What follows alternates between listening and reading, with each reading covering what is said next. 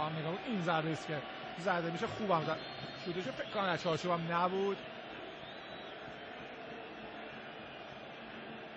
یاره که نفر به نفر محوطه جریمه آمازاده با کریم باقری من تو من کرده. سانت انجام میشه روی دروازه و توپی که میشه که فوق العاده خطرناک بیرون میره. دایی رو نگاه کنید چه حسرتی میخوره علی دایی. ضربه هوار مولا محمد از کنار دروازه با کمترین اختلاف ممکن به بیرون رفت.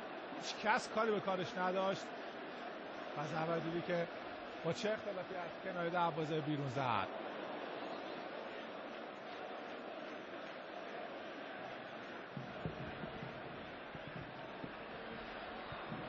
یک دقیقه وقت اضافه در نظر گرفته شده.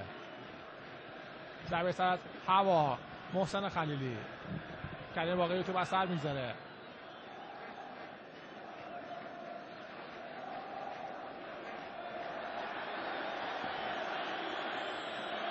اوت به نفع پرسپولیس.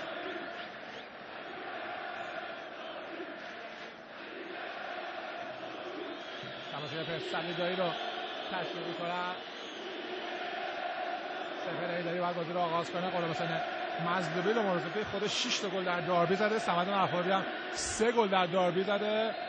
خطای پرتاب سپر هیدری اعلام شده.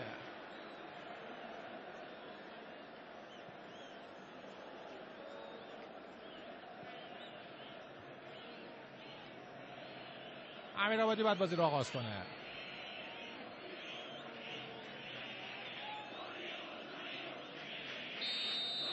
وسط پایان نیمه اول تساوی 1-1 تیم‌های استقلال و پرسپولیس. بازی نسبتا خوبی رو شاهد بودیم. اونجا در نیمه دوم بازی خوبی رو شاهد بشه و برنده داشته باشه مسابقه. تعداد خطا 8 در برابر 12. هر تیم یک کورنر زد. کارت زد 1 در برابر 1. شوت دروازه 2 در برابر 2. سانتر و موقعیت گلی که حتما فکر نمی‌کنم اینجوری بود که 4 تا موقعیت پرسپولیس داشته باشه 2 تا استقلال. درصد گرشی توپ دسته منطقه زمین بازی رو هم با هم ملاحظه می‌کنیم. امیدوارم در نیمه دوم بازی بهتری از تیم شاهد باشه.